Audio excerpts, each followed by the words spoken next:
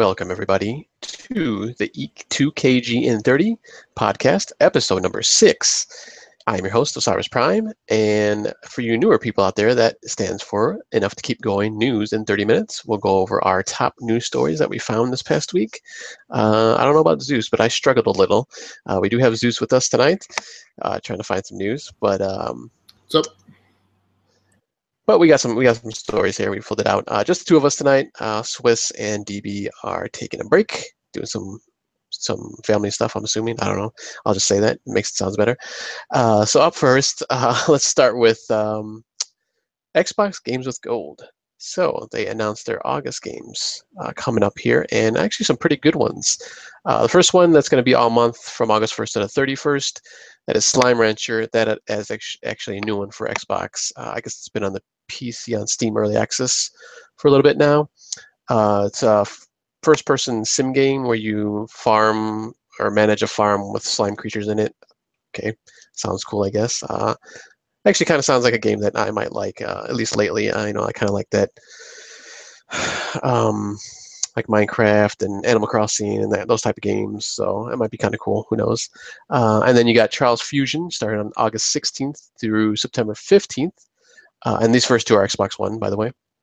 Trials Fusion I already got, so that's cool. But it's nice to have it free for everybody else who hasn't tried that yet. That is that physics-based motorcycle game. You're just kind of going through kind of like an obstacle course, basically, and making sure you get your bike down to the end in the fastest time without flipping, if possible. You could flip and restart, and and keep going, but you get different rewards at the end for not falling down and stuff like that. And then we got two Xbox 360 games, which will both be backwards compatible for the Xbox One. You got on August 1st to the 15th, Bayonetta, the original Bayonetta from Platinum Games. Very cool. I played the trial or like the demo on that when it first came out, and I enjoyed it, but I just didn't get around to ever buying it originally. So it's going to be pretty cool. That's coming out for free on Xbox. And then August 16th through the 31st, which this article is kind of messed up. You got Red Faction Armageddon, which was the second game, I believe. I think Guerrilla was the first one that they released on the 360. So Armageddon's the second one. Wasn't received as well, I believe, if I remember correctly.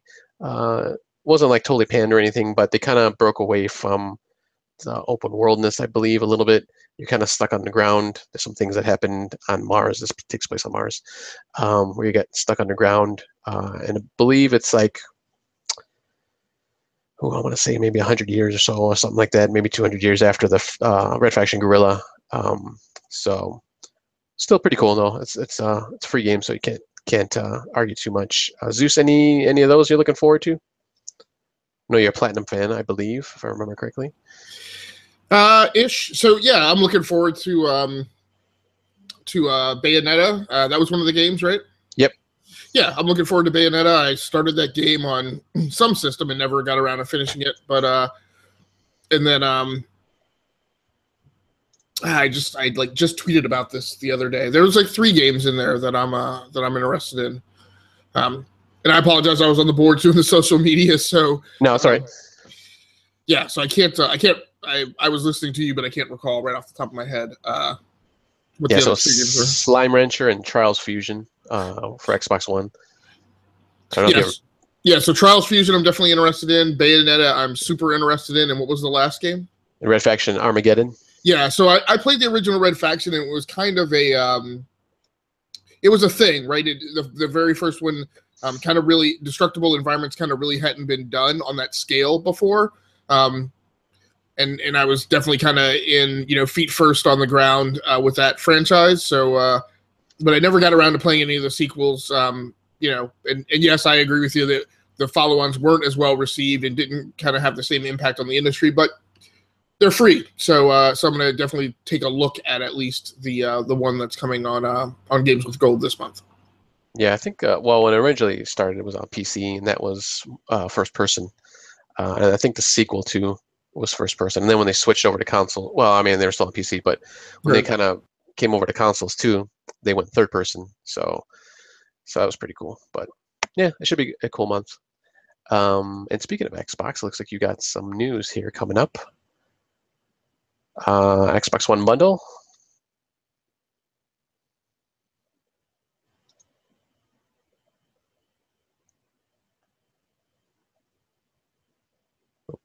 Looks like I lost your audio, actually. Or at least I can't hear you anymore. Yeah, sorry, I Yep, muted there out you while you were we're getting ready for the next segment. So, and now, okay, finally. Yep, I can hear. So, so yeah, so there are a few new Xbox One bundles going on right now, specifically for the Xbox One S. So it's kind of a neat little charge at the last minute as we all anxiously await the hopefully what will soon be pre-orders available for the Xbox One X. I'm going to kind of bypass the Xbox One S 500 gigabyte SKU because I just, despite the fact that it's the S, I just never look at those as a particularly good deal. However, what was really nice about this particular promotion is that there are quite a number of 1 terabyte drive SKUs that are also available at discounted prices, and so you can I think you can buy the bundles which already come with a free game, and then you can get a free game of your choice. It's either that or you just get 1 free game of your choice. Either way, getting a bundle where you get to choose the games is obviously probably better than them being chosen for you. So yeah, no, so it's a free game in addition to whatever game the system comes bundled with. Nice. So it doesn't give the price of the Xbox One S 1 terabyte SKU though. So that's weird. So I don't know exactly what that price is. The 500 gigabyte SKUs are marked down to $279, and they come with a mix of some of the bigger games. So there's a Madden bundle, Madden NFL 18. I think there's a Battlefield 1 bundle, and a couple others. But again, I mostly looked at the 1 terabyte SKUs, although for some weird reason, GameSpot's article doesn't have the price quoted for the 1 terabyte SKU. But at any rate, those offers are those promotions are up through Amazon, Best Buy, Walmart, Target, GameStop, and the Microsoft Store, as well as probably other retailers. But there's no indication on exactly when the deal ends. So get them while they're hot. I can't remember. Do you have the S or just the regular? I just have the regular. Okay. That's what All right. All right. While we're talking financials here of sorts, let's jump into a Nintendo article here that I found on IGN, where they're kind of giving out some numbers on the Switch and the games, how they fared. And if my browser would cooperate, maybe I can get to it. All right. So I got to the main part here. So they said that the Switch has sold, and I just crashed. Hey, good old IE just crashed on me. That's nice. It's sold 4.7 million units so far in its lifetime, at least. And let me scroll down. We're having this is a great podcast tonight. Just all kinds of fun things happening. So in the last quarter, they sold 1.97 million units, bringing them up to 4.7 altogether. And then in terms of games, Mario Kart Deluxe has sold 3.5 million units, and that's since April. So that's what they're saying here is about 3/4 of Switch owners have that game. I was actually looking at that when I bought my Switch over the weekend, or actually Monday. But I was like, you know what, I already had it for the Wii U, so I'll just kind of skip on it for now. I'll go back and I'll definitely buy it for sure. So I'll up their numbers there eventually. ARMS, which in the 2 weeks from June 18th to the end of the third quarter, the second quarter, June 30th, it sold 1.8 million units. So that's pretty good for, I'm assuming, for 2 weeks. And I'm assuming this is all for, it doesn't say. I'm assuming this is worldwide, not just the U.S., I would think. And then we got Legend of Zelda, which sold 1.16 million in the past quarter, bringing it up to 3.92 million units. which is around, they're saying about 83% of Switch owners have that, which makes sense. I'm sure a lot of people bought that when the Switch first came out. So like me, I bought it when I bought my Switch. And then they got some 3DS sales, almost 1 million units this past quarter.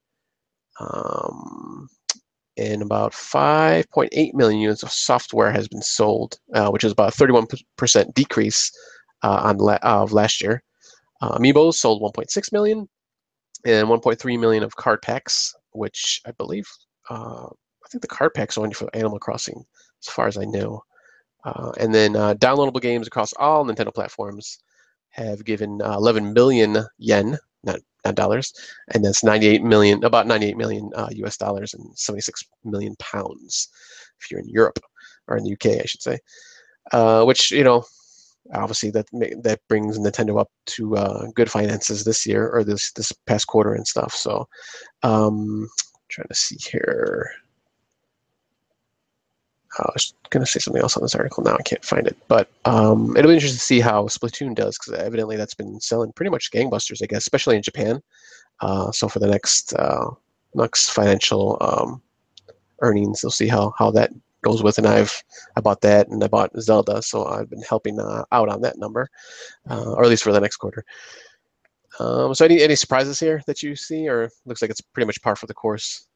Yeah, I mean it's good news, right? So proof in numbers, and this looks like sell through. So this is not like the goofy like number of units shipped.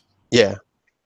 So I mean that's really great news. I mean there's no question that that the Switch is selling well now, and it's it feels a lot more tangible than like the Wii sales numbers were, right? Where it was constantly the unit shipped.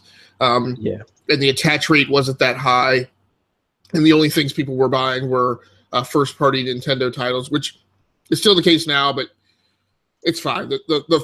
I feel like in this launch, like the first-party Nintendo titles are significantly better quality and just overall game design than like the Wii launch titles were. So yeah, it's just solid. So there are the sales numbers for ARMS that I've been looking for, and it's saying they're 1.18 units.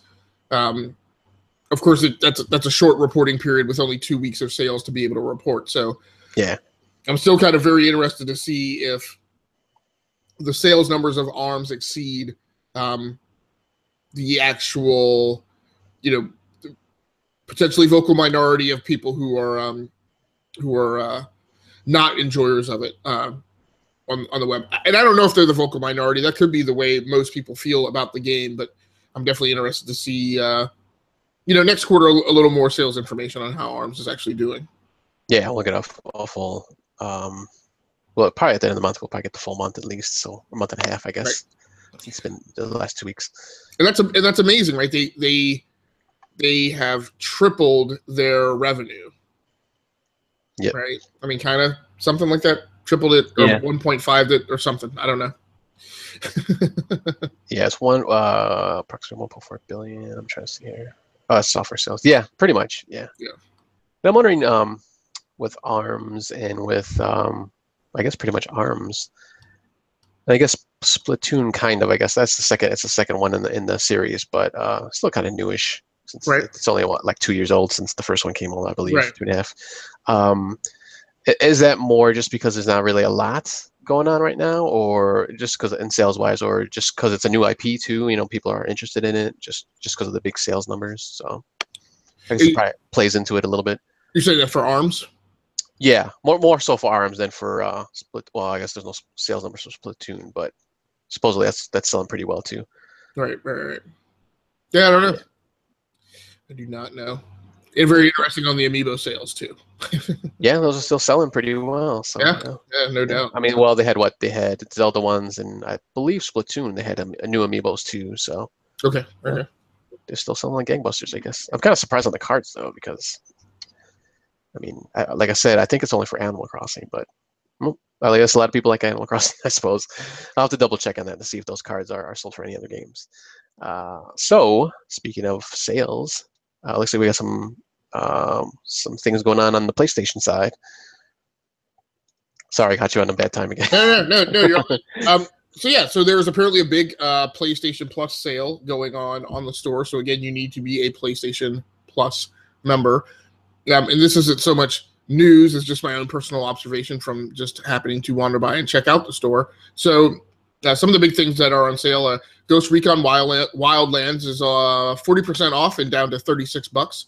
The Incredible Adventures of Van Helsing, which is one of my personally favorite games of all time. I played it on PC, but I also have it on Xbox One, where it was also offered on Games with Gold at one point. It is 25% off and $15. That's the Incredible Adventures of Van Helsing extended. So as far as I understand, I didn't have a chance to fact check it, but I believe that is both the first and the second game, as well as any DLC that goes along with it.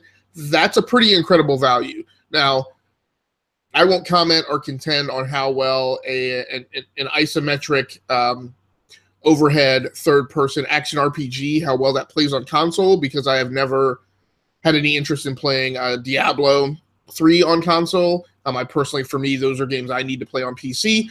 But if you're okay with that, again, that's a pretty incredible value. It's going to keep you occupied for an incredibly long time. So, is that more for? Sorry, I didn't mean to interrupt, but more for just because there's so much going on and you can do it on the keyboard more or less, or as far as Diablo? I just don't like.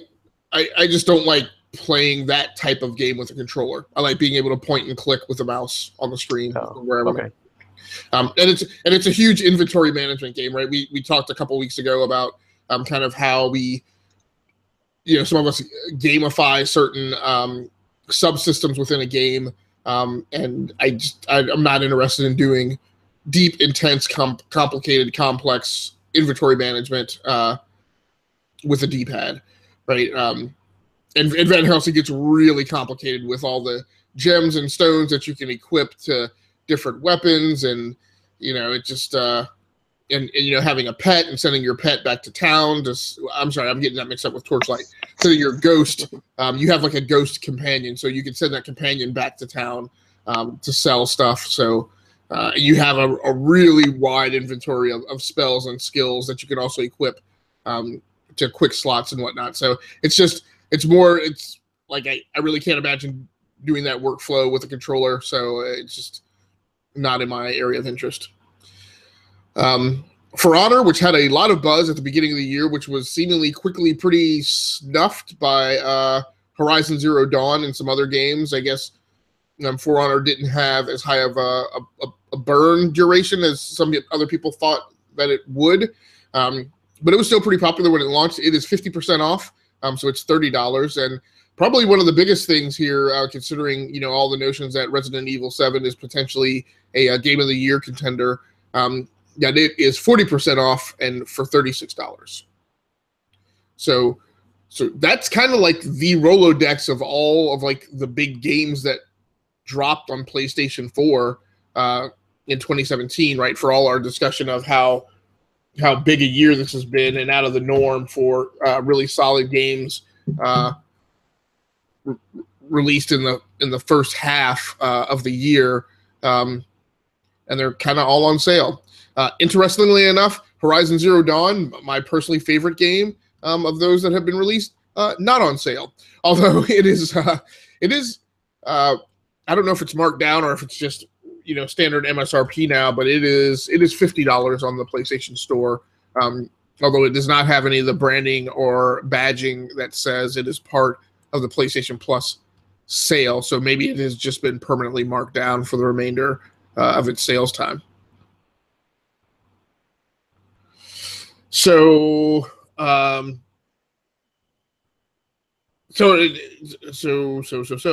would, of course, only interest people who are playing in the PlayStation ecosystem. But you have kind of a crossover story that bridges both camps between. Well, I guess I should say it's a 3-horse race once again this generation. So and EA has a little bit of something for all three of the consoles. So what did you want to tell us about the recent earnings information that came out for EA? Yeah, let's give Nintendo its due. It's coming back. right. It's in the back there, but it's still coming up. Yeah, so they had their earnings call today, EA, and they were talking with the CEO CEO, excuse me, Andrew Wilson was speaking, and he went over a few things during the call. First up is he was talking about Battlefield 1's DLC content coming up here in the fall, and it looks like it's going to be kind of esports centric. He didn't really go into too many details, but basically he said it's an esports mode, and it's a 64 player matches, competitive matches. So, and that's pretty much all he said. So nothing like too spectacular there, but that's interesting that, you know, once again, and we've talked about this in the past, you know, they're you know, these companies are, you know, focused on esports, and at least for this one, it's just a mode. But I you know, it looks like going forward, we'll probably start to see more of that in games. Why not get a piece of that pie? Also, they had announced Sims 4, which actually is a PC game from, or it was released originally on the PC, I think, what, 2 years ago, a year ago or so? I was going to look that up, and I didn't get a chance. But it's coming out for the PlayStation 4 and Xbox One later this year. They didn't give an exact date yet, but... I think it was... I'll fact check it, but I think it was released longer. I want to say because it was before...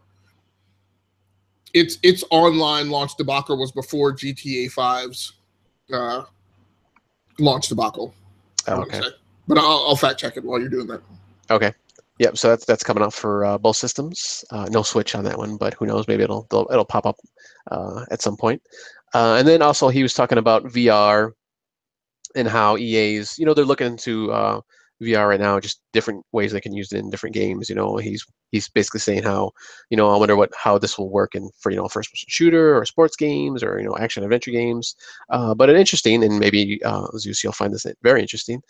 He says that he's kind of thinking AR maybe is going to be the way to go, at least at first, just because you know, that's something you just kind of layer over the games. You know, it doesn't have to be part of the game, which makes sense, obviously. And you know, they want to implement this in, you know, mobile and console and PC games. You know, pretty much anything.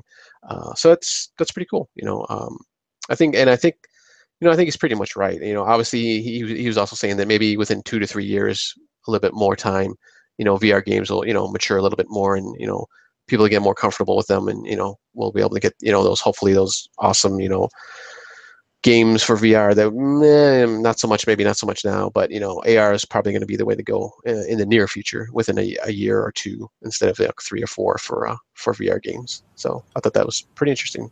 Yeah, that's pretty exciting. That's you know, obviously a pitch that I've made that, you know, I would gladly, you know, I already wear when I'm wearing contacts, I already wear gunner glasses, you know, just to kind of save my, I mean, I spend a lot of time in front of very bright screens, both at work and then at home and at play as well. So, and when I was in grad school, one of the key issues that I experienced was, you know, my workflow is I would be at a workstation like this with dual monitors, and I would kind of, as text messages and other alerts and things came in on my phone, and then as I, you know, my homework planning and notes and stuff for a lot of time were on my tablet. And then I would actually be doing my projects and work on my PC. And so very frequently in the span of a 3 or 4 hour study session, multiple times I would do what I called this resolution hopping scan, right? Where I would pick up my phone and look at something. So I'm looking at a very tiny screen. Then I would be back on my projects, right, on my large screens, and then I would go over and take a note as I was listening to lectures on my tablet. So my eyes would scan across like 4 different resolutions of screen. And after like 18 months of doing that, I definitely noticed and felt that my eyes were taking longer to focus as I went from one screen to the other, right? I would have to, it became, and of course, part of it was because I was crossing certain age thresholds as well, but I would scan to a different resolution of screen and have to stop and wait a couple seconds for my eyes to refocus. So I wear gunner glasses when I wear contacts to kind of try and protect my eyes a little bit from the total glare I absorb during the day. So it wouldn't be a big issue for me to wear some type of AR glass instead of those gunner lenses. You know, and it would be awesome if I could, you know, get some AR in there. Like I said, you know, if there were an API that, you know, basically allowed like some level of DirectX based communication, you know, between games and those glasses, that'd be awesome. Yeah, that'd be really cool. And I know like Microsoft has their HoloLens. That's pretty much all it is. It's just like augmented reality type gaming and overlays and all that kind of stuff. So hopefully that'll come about soon. I mean, I really haven't seen too much more about that. I know they got VR headsets coming out, but they haven't really said too much more on HoloLens, which is kind of surprising that they're gonna bring out their kind of lower end VR headsets out. So I don't know. We'll see. So next up, we go from little Battlefield to Call of Duty here. You got some Call of Duty news? Yeah, before we go to that, just looking up your information on The Sims 4. So The Sims 4 was released either on Labor Day or just before Labor Day, in the U.S. at least, on September 2nd of 2014. Oh, okay. Yeah, so about 3 years ago. Yep.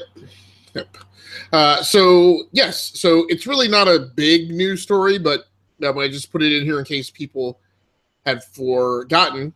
But Call of Duty Modern Warfare Remastered is now sold separately. Of course, your probably initial response to that is, yeah, that happened like a month ago, but actually that was only for the PlayStation 4, because obviously there is a partnering marketing agreement between Activision and PlayStation 4 this generation, a relationship that Microsoft has enjoyed the last few iterations of Call of Duty.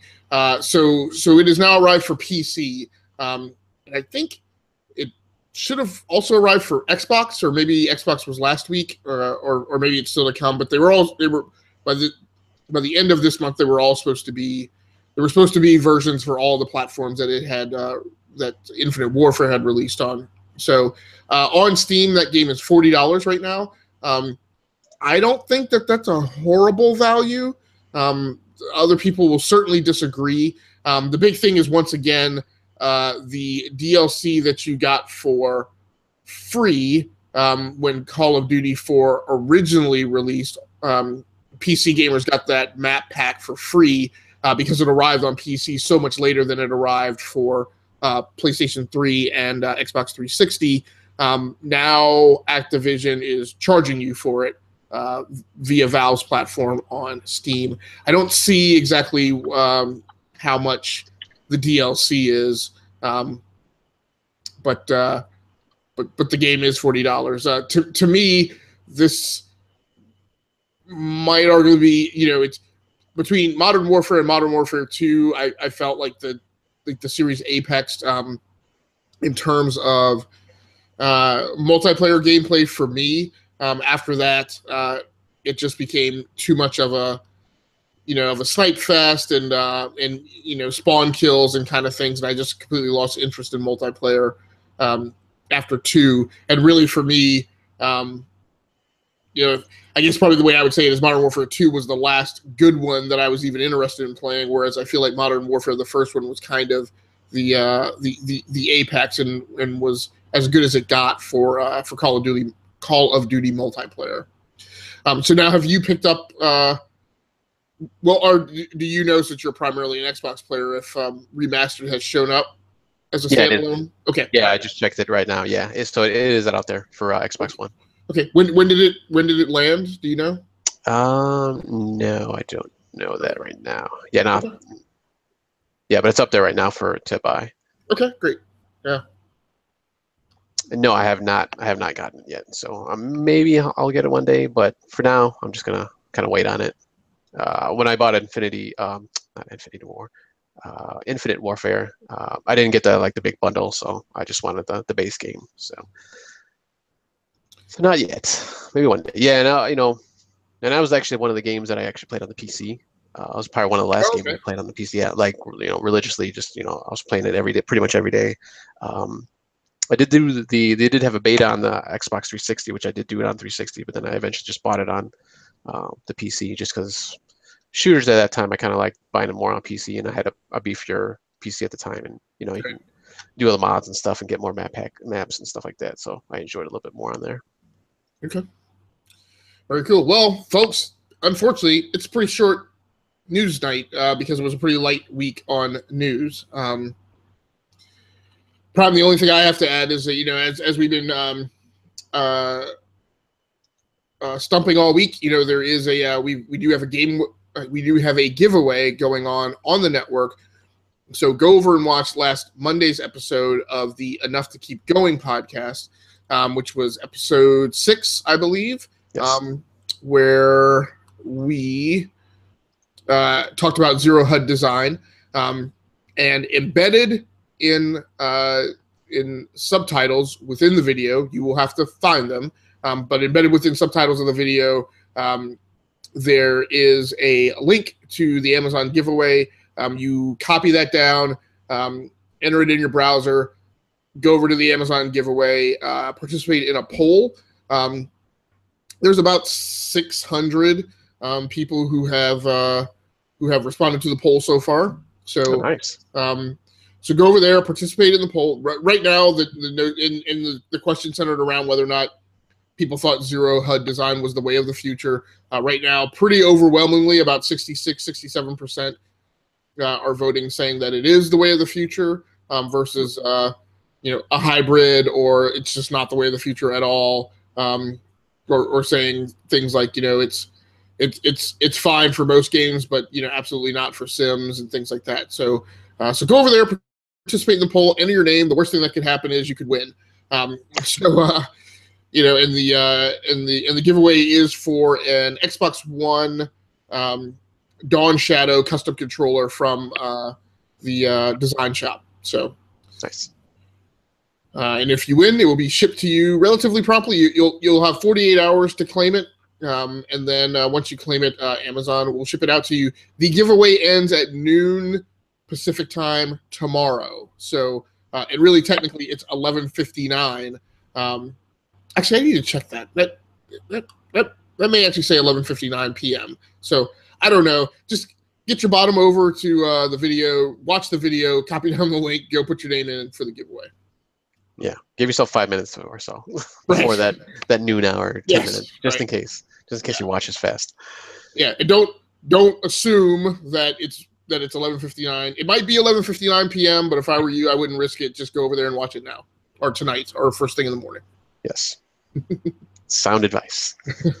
Oh, and I was thinking about something we didn't talk about, was the HUD display on fighting games. Why?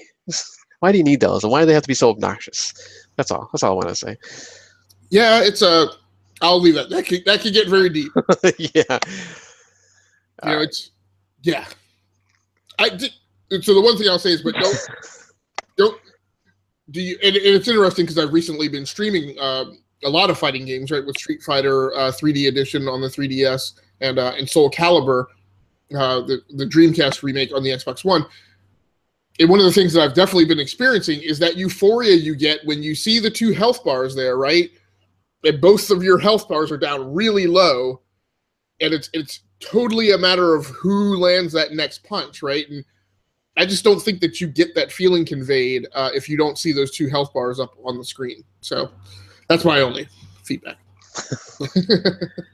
All right, and actually, I did a fact check on those Nintendo game card packs. So other than Animal Crossing, you also have Mario Sports Superstars on a 3DS that you can use them on for too. So I can only find them for those 2 games. Just interesting that there's like over 1 million bought this last quarter. So, well, I guess they're popular. So I think we would call it a night on that note. Yeah. Once again, if you like the video, please subscribe to our channels, actually. We have The Dark Hypothesis, which Zeus does with David Pesci. Remembered his name this time. On Wednesdays, I believe, where they go over the Dark Matters TV show. So do you do just like the last episode kind of thing? Or? Yeah, so basically the battle rhythm is the episode airs on Friday. And we're really I don't like the sequencing, but we do enough to keep going on Monday night, and I kind of prefer to not have the whole first half of the week packed with doing podcasts every night. So, but the episode airs on Friday night, and then we air our discussion podcast, our fan cast, basically, of the show on Wednesday. And then, as much as I can, I try to get so it immediately goes up on YouTube, obviously, and is available there. Actually, surprisingly, it's been viewed over 40. Last night's episode has already been viewed over 40 times, which is a lot of. Again, for us, for our numbers, it's a pretty popular show on our network. And the showrunner and show creator, retweets out when we broadcast, so it's pretty awesome.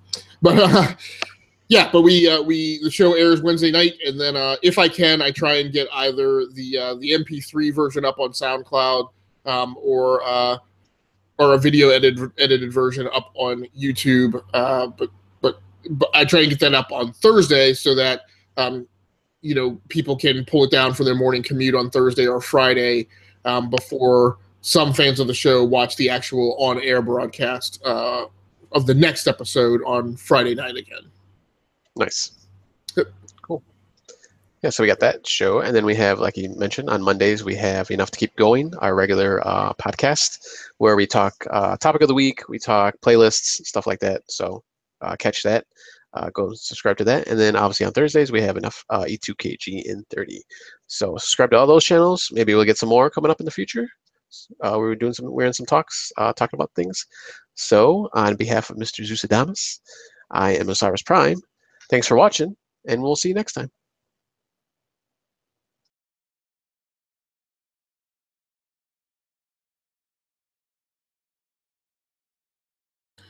This has been an E2KG network broadcast, virtualizing the water cooler, one podcast at a time.